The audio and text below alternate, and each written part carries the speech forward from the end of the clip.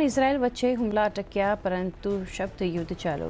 નેતન્યાહુએ બોલ્યા, ઈરાન અને હિઝબુલ્લા સાથે યુદ્ધ પૂર્ણ નથી થયું. ઈરાને પણ કર્યો પલટવાર. દક્ષિણ લેબનાન પર ફરી હુમલા થાય તો આપશે વધુ કડક જવાબ. ત્યાં જ ટ્રમ્પની જાહેરાત, 2 સપ્તાહમાં કરશે અમુક મોટી જાહેરાત.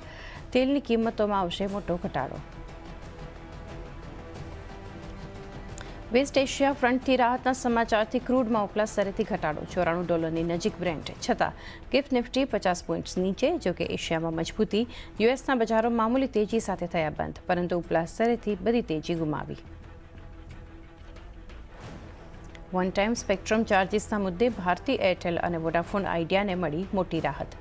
નહીં ચૂકવવો પડે 20,000 કરોડનો ચાર્જ. બોમ્બે હાઈકોર્ટે OTSCથી જોડાયેલ તમામ ડિમાન્ડ નોટિસ અને આદેશ કર્યા રદ.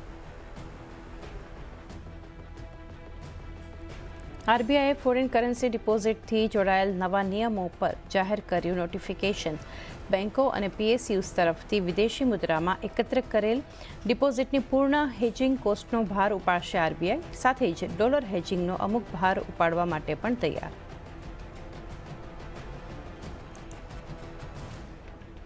આજે ખુલી રહ્યો છે NLC ઇન્ડિયાનો OFS. સરકાર વેચી રહી છે 3% સુધી હિસ્સેદારી. આશરે 10% ડિસ્કાઉન્ટ સાથે ₹303 પ્રતિ શેર છે ફ્લોર પ્રાઇસ.